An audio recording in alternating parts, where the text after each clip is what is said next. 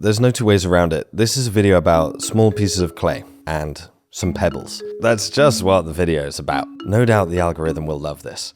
But honestly, I have come to believe that these are the most important pieces of dry mud in all of human history. I don't think that's an exaggeration. Let me show you something. This is one of the earliest tablets, earliest pieces of writing we have. It's about 5,000 years old, from Iraq, and it's written in a very early form of cuneiform. It seemingly belonged to a person called Kushim, who might just be the earliest name ever recorded, which is crazy. The tablet records a transaction of 135,000 liters of barley to be delivered over 37 months. It's pretty crazy, pretty incredible. How incredible is it to say the name of someone who lived over 5,000 years ago? I absolutely love that. Now, although this tablet seems basic to us, it's already pretty advanced. There were so many symbols for different things, and this was written by a literate society. Something must have come first, something must have been earlier.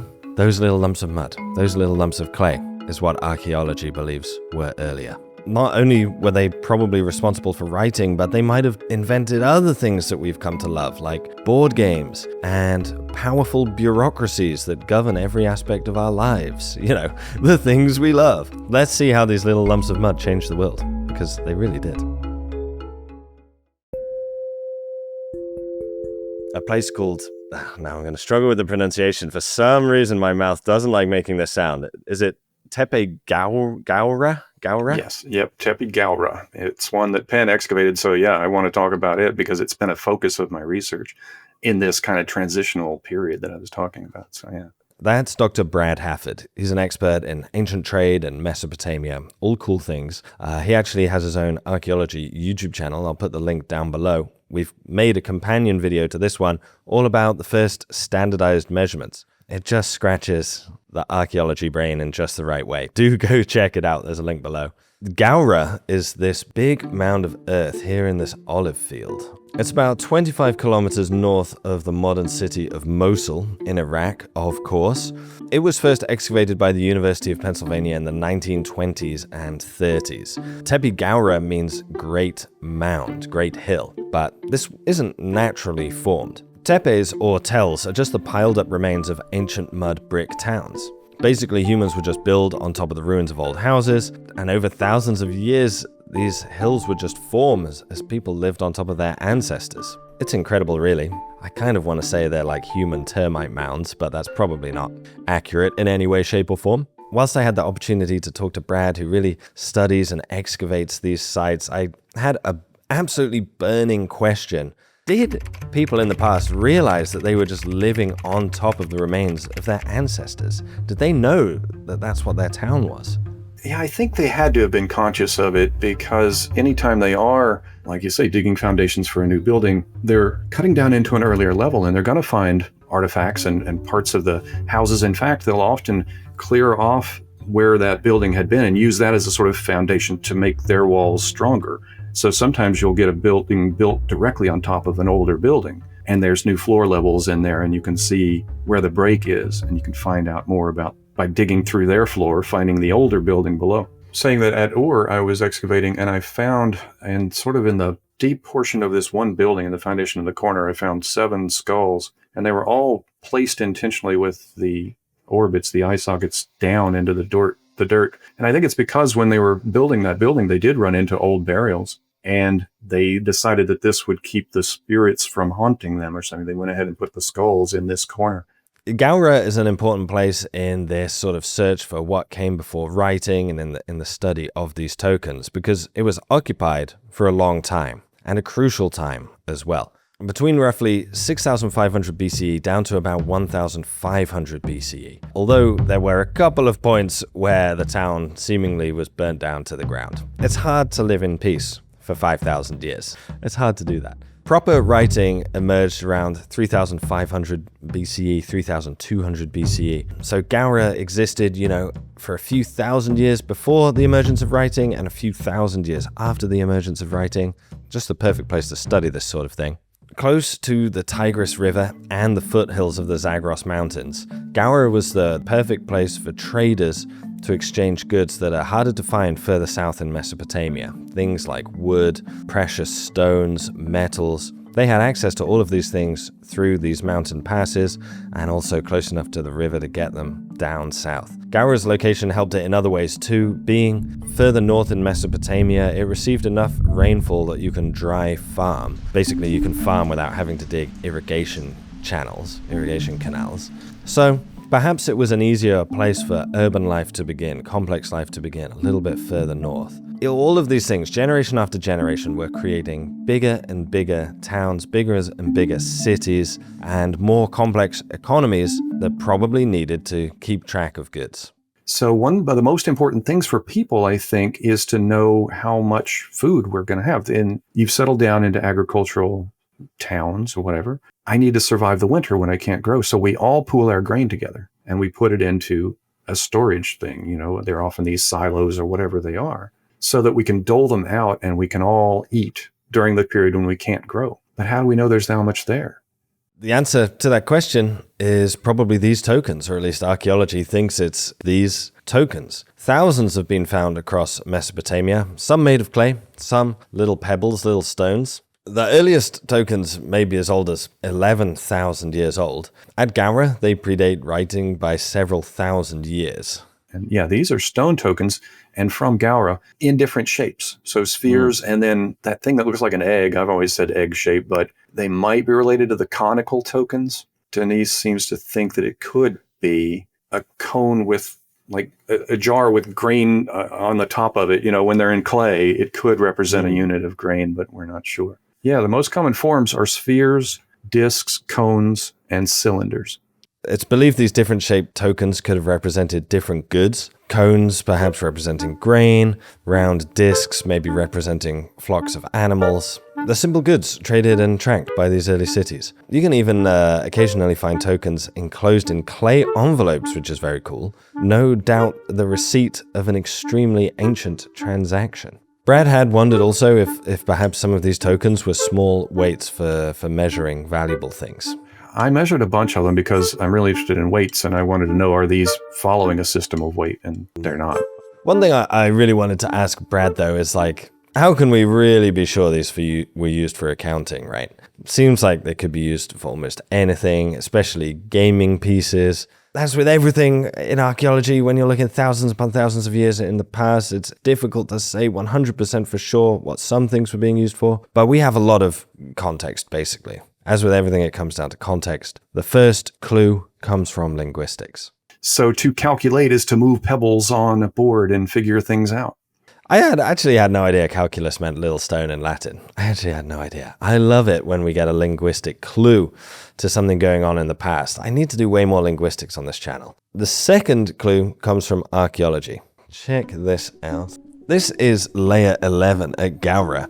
You can see right into the center here, this huge round building, really thick walls. Probably this was defensive in nature. It seems like the layer before this had been burnt to the ground and the city had maybe been abandoned for a few hundred years. So perhaps upon returning, this huge defensive structure was built.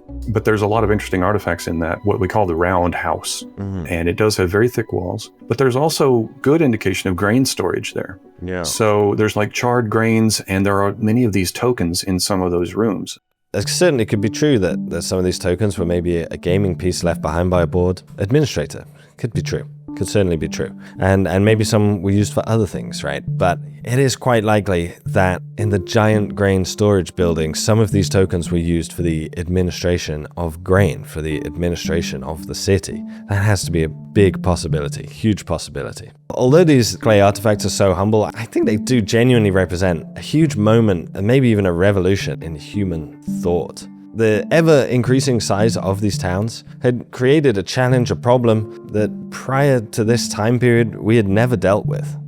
One thing I find really fascinating about these tokens is not just that people had developed this new method to count, but the numbers literally themselves had to be invented. Thousands of years before this time in the Paleolithic, hunter-gatherers didn't need to know they were 135,000 deer or whatever. They would just have a few numbers, however many that they needed practically, and then they would just have a term for many or lots. Almost certainly they didn't have such advanced mathematics. I really wonder how these conversations went down, how are these people literally creating these numbers, these terms out of out of nothing. No one had ever done it before. It's so interesting, so interesting. These tokens really are like the archaeological trace of a real huge cognitive revolution, societal revolution. Do you get what I'm trying to say? These tokens, these aren't just like abstract numbers. These could allow people to really concretely count things, really know how much stuff they had, project those numbers into the future, plan ahead, know how much to plant and harvest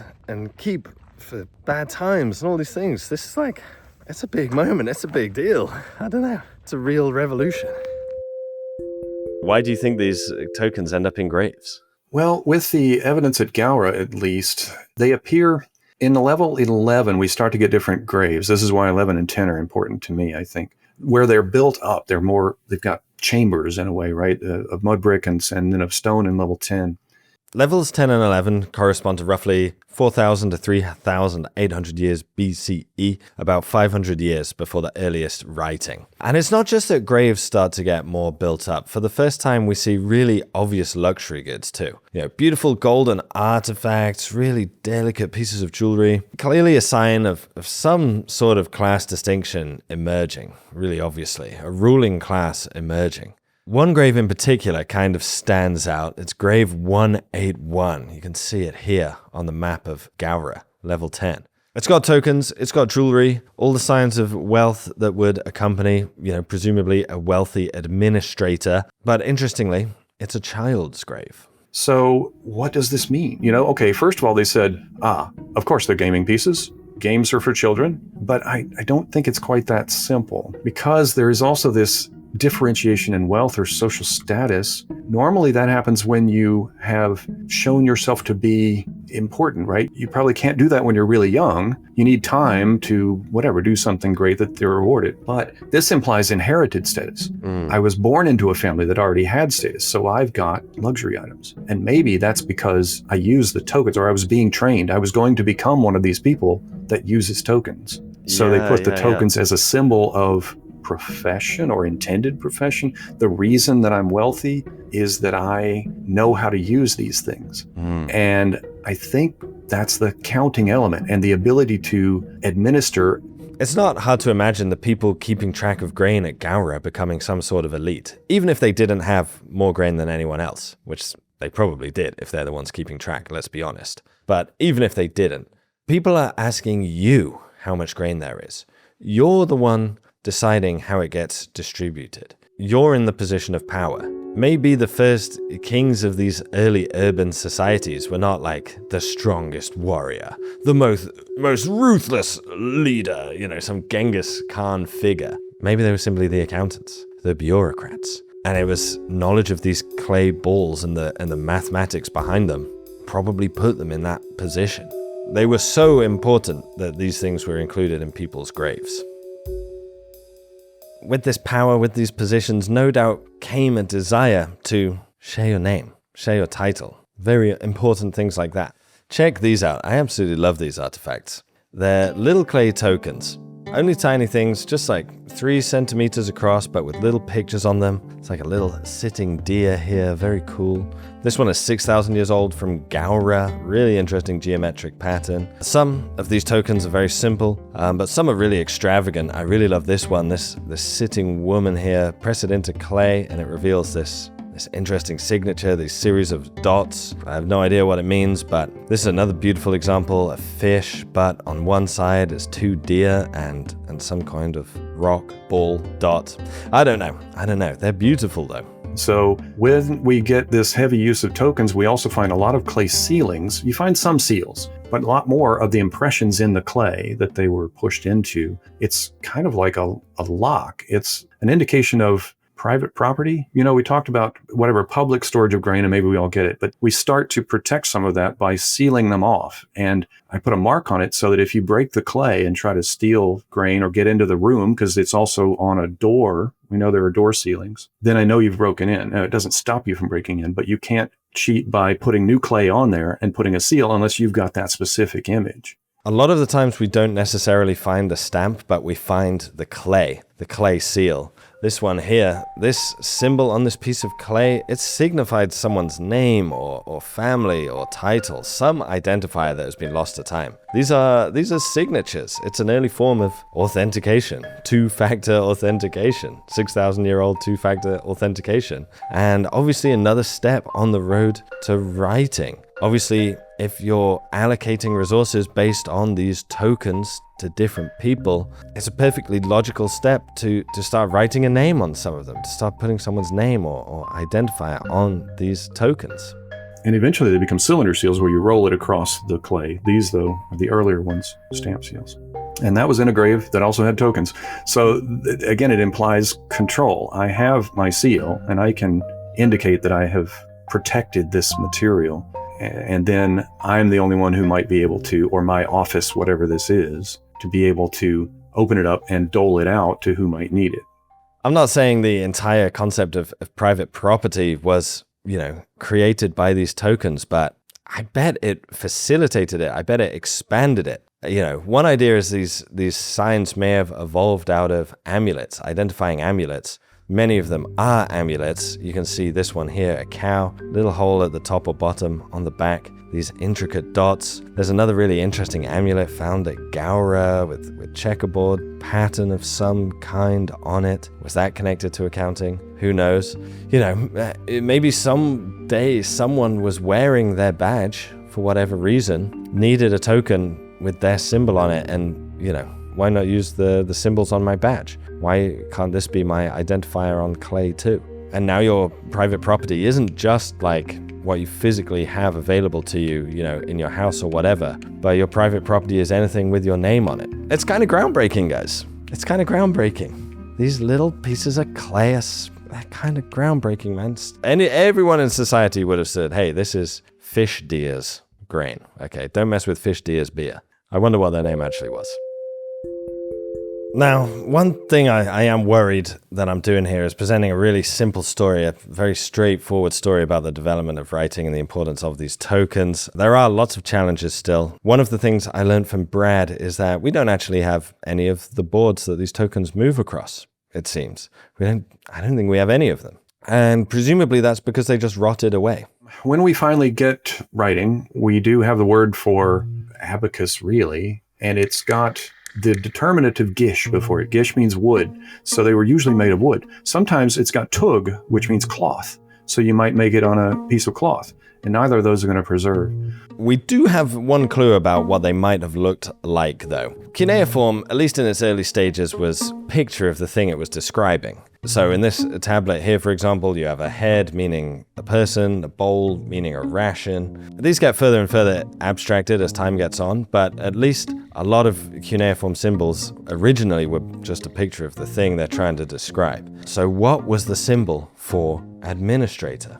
Well, one more very interesting thing is that there's a sign for an early temple administrator. It's a priestly title, Sangha, and the symbol for Sangha is partly this abacus symbol. You can see it here in this really cool tablet. This little grid here in the bottom represents the word Sangha, administrator. It kind of looks like a grid you would move tokens across. One idea is that the little sort of box to the side is maybe where they kept the tokens before they were moving across. You can kind of see something similar on that Kashim tablet I showed at the beginning. We don't know what this symbol means, but it looks like a grid, an abacus. How big is this? 1, 2, 3, 4, 5, 6, 7 by 1, 2, 3, 4. And then one big box, 4 times 7. What's that? 28 grid. Does that mean anything? Is that significant to anyone who knows anything about maths? I don't know. This symbol for Sangha really reminds me of something else though, and I'm sure people have been screaming about it in the comments already. This right here is a 4,500-year-old board game called the Royal Game of Ur. It was found by Sir Leonard Woolley in Ur, of course. It's very fun to say Ur. It's a beautiful wooden board, inlaid with shells and precious stones. Beautiful thing, beautiful artifact. Can't believe it survived 4,500 years in the ground. We actually know roughly how this game was played because the rulebook was preserved in a clay tablet, which is an absolutely remarkable find. Irving Finkel did a great video on this with Tom Scott yonks ago. Do check it out. You can actually see how it's played. When I look at this board and I look at the symbol for Sangha, I can't help but think that this is the kind of thing that maybe those ancient accountant kings were moving their tokens across when they had to calculate the amount of grain or silver or copper to give someone. It really looks like that symbol for Sangha. And chatting to Brad, I learned that it could be that this ancient Mesopotamian accounting inspired the entire idea of board games. Irving Finkel has done a lot with games, and he even says that he finds some of these game boards, they're grids drawn on bricks, for instance, and he finds them in like association with what looks to be schooling, teaching, and the tablets that talk about them. He thinks that maybe they were exercises to help you conceptualize maybe numbers and thinking of things. So they may have taught games in school in a way because they may have developed out of counting. If an abacus is just a grid and you move these calculi, the little tokens, stone, whatever, along them, then you might start to think, oh, well, that could also be a game. I can totally see that, two kids learning their maths at school. For whatever reason, one kid's token jumps another kid's. Yeah. They give them a bleh, and now all of a sudden it's a game. Like who's... By 3500 BCE, right on the cusp of writing being developed, these urban centers were just ever increasing in scale and sophistication, right? More goods are being traded, and it seems like these symbol tokens are no longer enough to keep track of the economy. More and more tokens are needed in ever more complex shapes, and their relationship to writing becomes more obvious, I think. So 3500 or so, we start to get some of these tokens. And actually, some of these are earlier. That's just one of the problems. It doesn't just happen all of a sudden. But some of these cones or whatever will start to have little incisions on them or decorated in a different way. And do they mean something new? So those croissants actually looks a lot like Q3 in the early cuneiform, which is, well, it's silver, basically, the metal. And yeah, shining metal is Ku-Babar, and that's silver. So maybe it does, but there are a few that look a lot like the earliest cuneiform signs, but most of them don't. It might seem like a stretch to go from the croissant-shaped token to the cuneiform symbol for silver, but I mean, why not? It's so logical. First you have the token, then tokens for specific goods, and tokens for specific people. But what happens if one day you forget your token and you still need to send a message, deliver a message, do some accounting? Why not just stamp the shape of the token into a piece of clay? It seems so logical. This might have been the case with numbers too. If you look at that Kushim tablet one more time, the impressions of the numbers kind of looks like the shape of the token. Impress it on its side to mean one number, and then just point it straight down into the clay to represent another number. You can see it in other tablets too. This is another one found in Susa, which I believe is in Iran. It's so obvious they're sort of turning the tokens on one side for one number and jabbing them straight down into the clay to represent another number. It's pretty incredible. Before chatting to Brad, I had no idea that we had all this information about what came before writing. It really blows my mind. It's like you can see the cogs of generations of people turning as they're slowly creating this library of symbols and numbers and shapes that everyone understands. It's mind-blowing, man. To me. Anyway, it's mind-blowing. I don't know, what am I trying to say? It's interesting how much the human brain can extrapolate from a couple of discs moving around. Like, that's really, it says a lot about our ability to imagine and conceive of complex topics, right? That maybe all of complex urban life had its roots in just some clay tokens being shuffled across a grid. Maybe I might be exaggerating there, but it doesn't feel like a massive exaggeration. There is something there that has stretched across all these millennia, and it's one of the things I like about archaeology is connecting with and knowing that people in the past were very clever and trying to figure out what they were doing. I want to believe that people started writing because they had such powerful stories and poems that they had to relate, but it's much more mundane, really. They just had to write receipts, I guess,